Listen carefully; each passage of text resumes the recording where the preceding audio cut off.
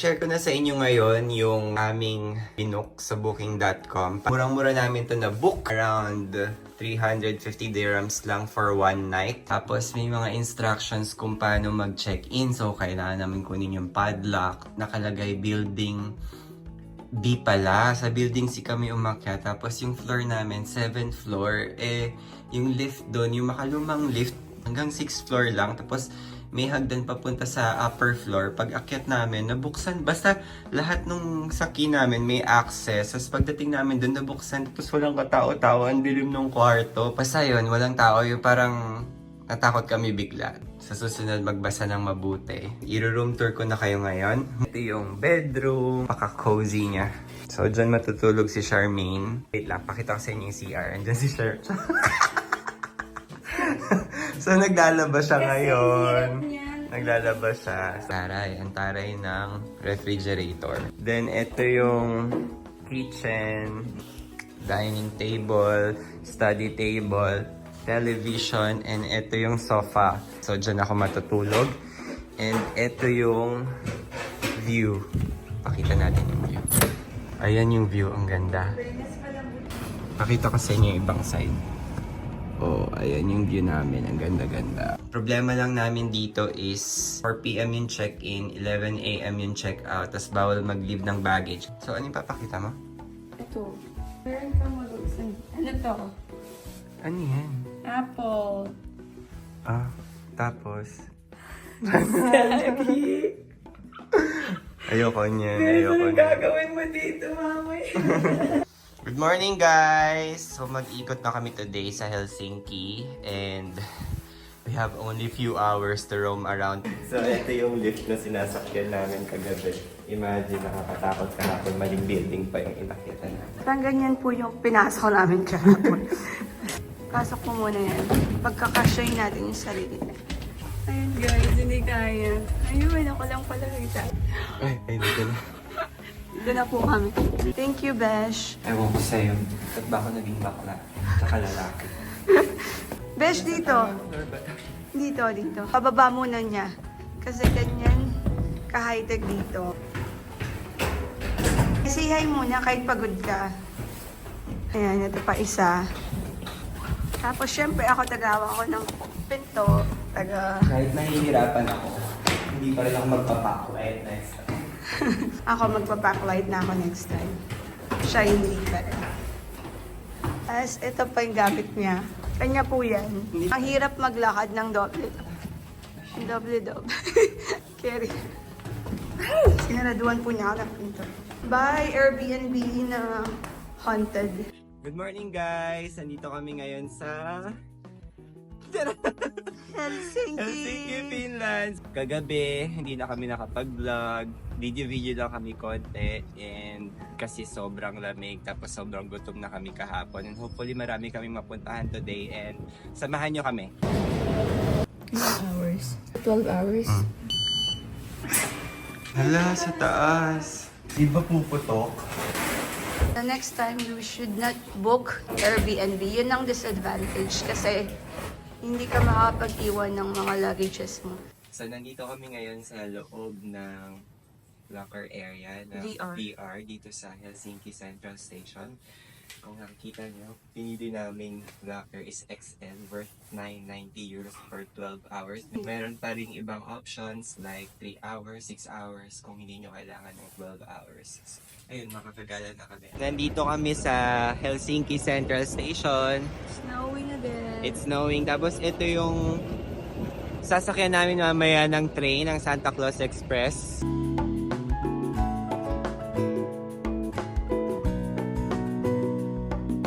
Nandito na kami sa Apulong Gata. dito na kami sa stop namin. Stop na lang nasabi. Ang hirap kasi ng mga terms. So by the way guys, kung sasakay kayo ng mga tram, bus, or metro, yung mga stations na nakikita nyo sa Google is nakalagay is in, I think, in Finnish terminology or name. Pero sa mga transportation, pag nasa loob na kayo, it's both in Finnish and then later on translated into Swedish. Kaya nung una nalilito kami, feeling namin naliligaw kami kasi hindi nagmamatch So yun pala yung reason. So 2 beses kami naligaw yesterday. Hanggang sa ginabi na kami, hindi na kami nakapasyal. So papunta na kami ngayon sa unang stop namin, which is yung Cafe Regatta. It's around 10 a.m. na. Actually, nag-open yun ng 9 a.m. So next time, kung nasa winter kayo, agahan yung gumising. Kaso kasi wala na kaming energy. So nag-stay pa kami ng longer sa Airbnb. So let's go. Basahin nyo na lang yung street kasi hindi ko na mabasa. Baligtad. Pakita ko sa inyo. Wait. This is the street going towards Cafe Regatta. O, diba? Iniwan na ako ng kasama ko. Layo-layo din yung nilakad namin from the bus stop. Tram stop. Nalilito na ako sa bus and tram. 900 meters. Pero, I think sulit yung lakad namin kasi masarap daw dito yung cinnamon. Nasan ka na ngayon? First stop. Cafe Regatta. Ano ba yun? Walang katao-tao.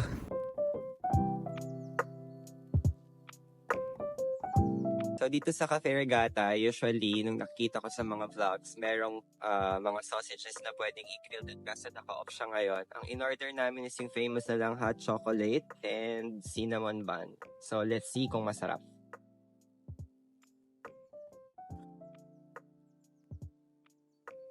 Okay lang. Okay lang yung kaya kong sabihin. Masarap naman siya.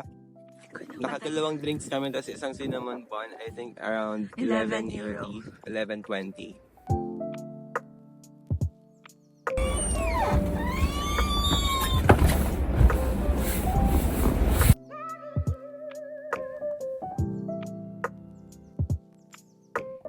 Dito na kami sa next stop namin dito sa may bandang Senate Square. Andito yung Christmas market nila and very timely kasi ngayon yung opening ng kanilang Christmas market, December 1. Tapos nasa likod is yung, kita nyo? Yung Helsinki Cathedral, which is yung famous nilang, pinaka-famous na landmark ng Helsinki. Medyo mabilis lang kami ngayon, baka bumalik na lang kami mamaya kasi punta kami next sa Loilu Sauna. Sauna kami and try mag-jump sa Baltic Sea. Schedule namin sa around 1 p.m. and hindi na namin ma-reschedule kasi sobrang fully booked daw.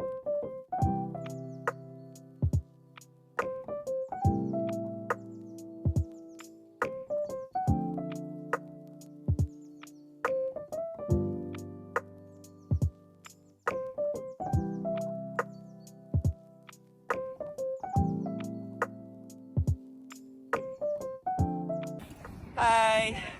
So, nasa likod namin yung Helsinki Christmas Market.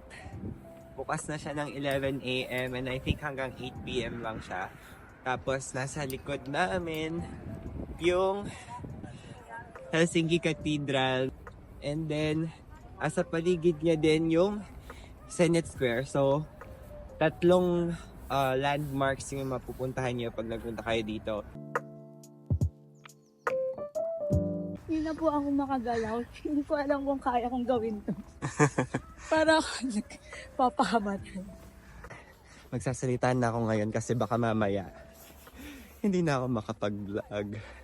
So, ang next destination namin ay to try this Finnish sauna beside the Baltic Sea. Ready ka na, sis? Ito yung, ayun o, yung parang brown. Which is yung Loilu daw yung pronunciation. Loilu sauna. Basically, magsasauna muna kami. Then, try naming tumalon sa Baltic Sea. Then, pasok ulit sa sauna kasi sobrang lamig.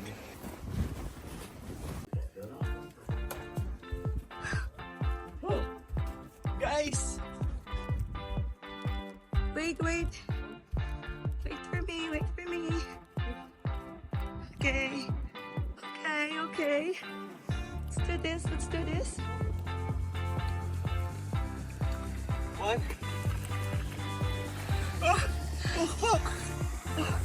Shit! I want to rest.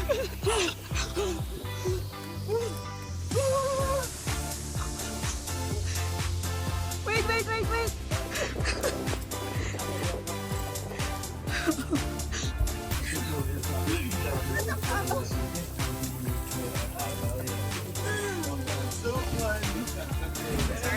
this side. Lamig. Sarap.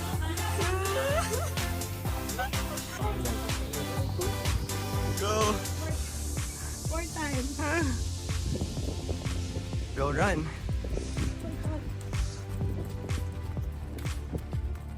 Oh my God. Go!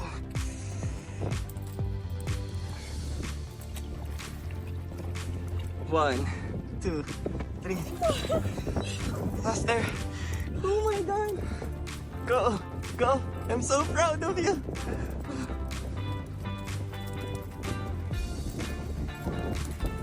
So, kamusta experience? Sobrang sarap. I will definitely try this again. You should try, guys. So, ayun na. Tapos namin experience namin dito sa Loyal Luzon. Bye-bye, lamig! Hi, guys! May bisita kami, si Mark. Dito siya nag-work.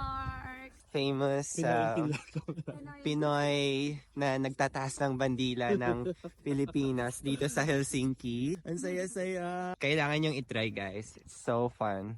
So, papunta na kami sa second to the last stop namin, which is Uspensky. Tama? Cathedral. Then, kakain kami sa Old Market Hall na hanggang 6 p.m. lang. Kailangan mahabol na natin this time. Dito kami ngayon sa Esplanade, nagpicture lang kami, and dinaanan lang namin. Kagabi, dumaan kami dito, kaso wala kaming energy mag-picture-picture. Bukod sa malamig, gutom na kami. And ngayon, actually, gutom na kami. May tour guide kami ngayon, kaya super confident kami maglakad. Tinur guide! May friend kami ngayon kasama, kaya chill lang kami ngayon, hindi kami nape-pressure. They have salmon soup Anong here. hanapin, no?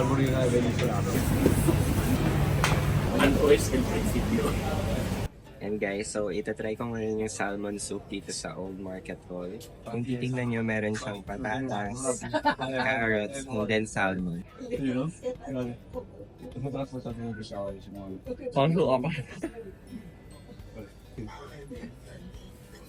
Masarap. Lasang sopas. Tapos, magkano to? Bili namin siya ng 12 euros or 48 dirhams or around 700-800 pesos. Sarap.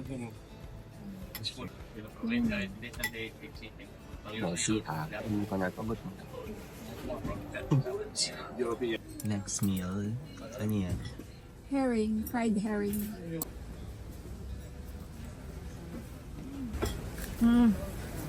Sarap. Running is life. Salmon with rice. Because ayoko na ng fries at tinapay sa wala. That's right.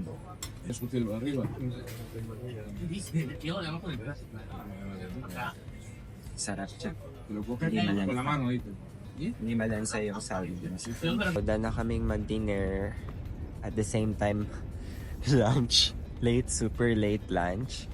And dito sa tapat ng Market Hall, may bilihan ng souvenir. So, dito na kami bibili ng souvenir para hindi na kami lumayo pa. So, nandito na kami sa last stop namin dito sa Helsinki, which is Uspensky Cathedral. Napakaganda ng structure actually. Wow, kala mo naman mahilig sa mga structures. And, ayun, malapit lang din siya sa ibang landmark. So, tabi-tabi lang siya, madali siyang libutin. Inabot na kami ng 5 p.m. and medyo madilim na. So, ayun, let's go and check kung may makita pa kami sa loob. I think sarado na. So, mag-picture na lang kami dito.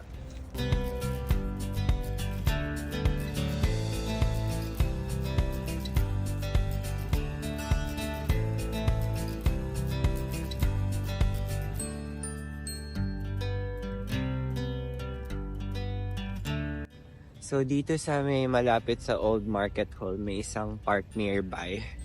May nabilan kami ng mga souvenirs. So merong mga keychains, tatlo for 12 euros. Merong ref magnets na medyo mas magaganda, which is 3 pieces din for 12 euros. Tapos yung iba merong 5 for 10 euros. Meron din mga postcard worth 1 euro. So, depende sa budget.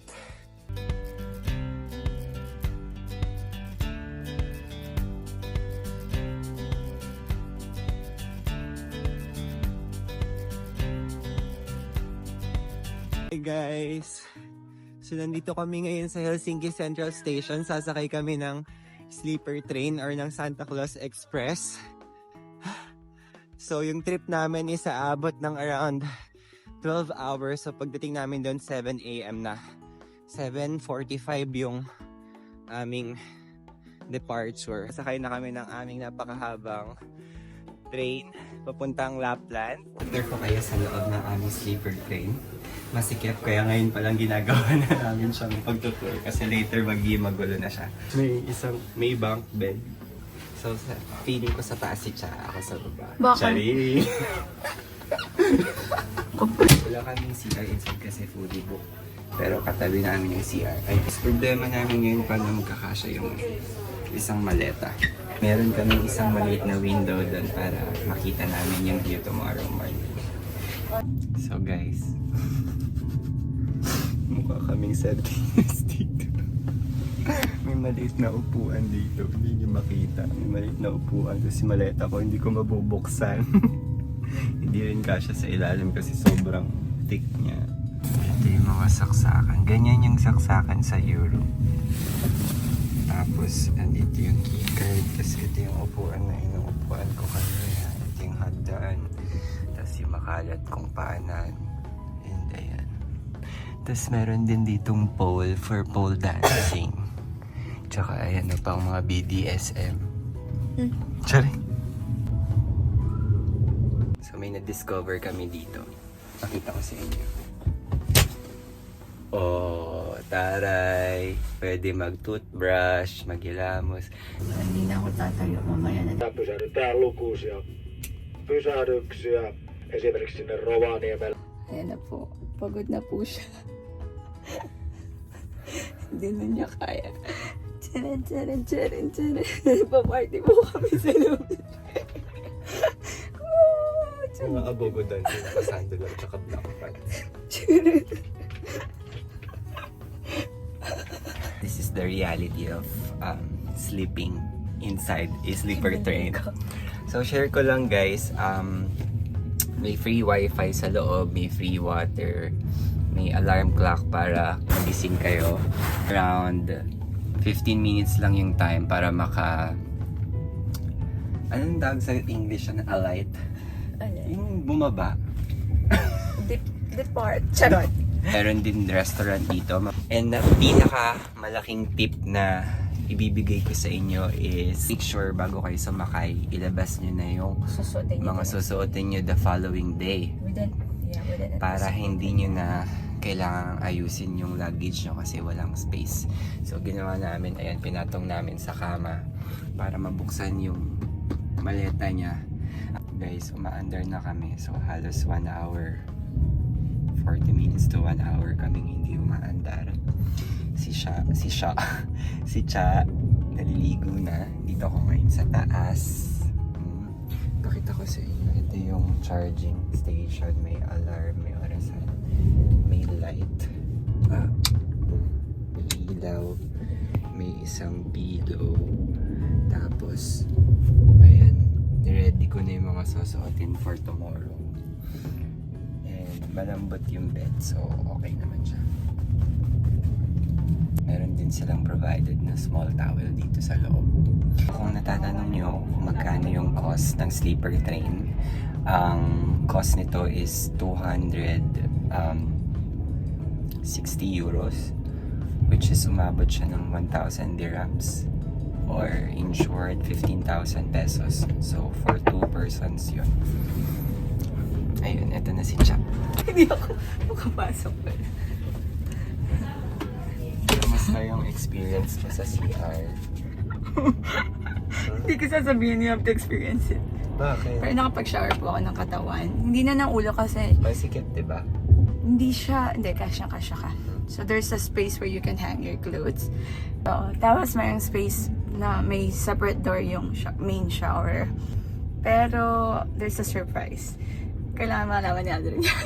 So, hindi kami masyado bumibili ng tubig. Nagre-refill lang kami sa mga restaurant, sa airport, tsaka sa mga gripo ng mga hotel or kung saan man kami nagpupunta.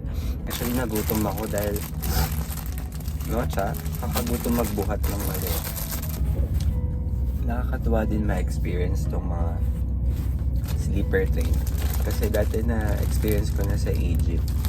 Pero hindi, overnight train din siya. Pero sa economy lang ako, hindi ako naka anong tawag sa ganito, cabin.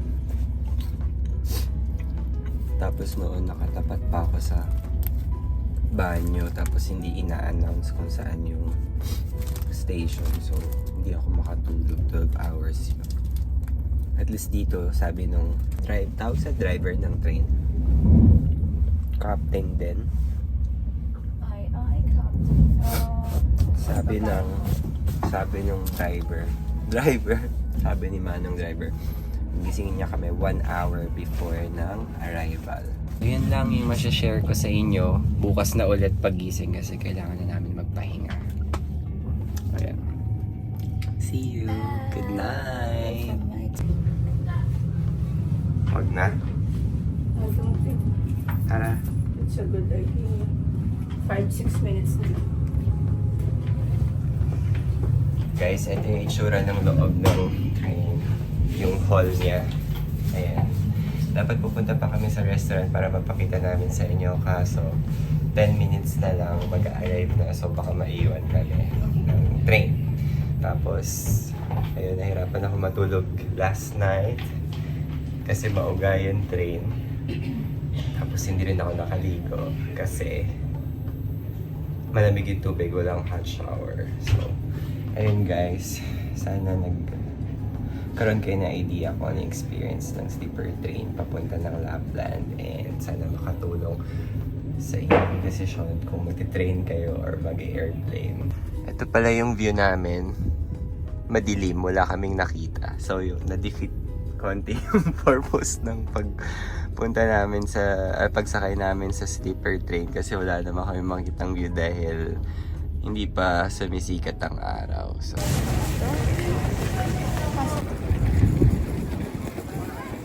nandito na kami sa Rovaniemi.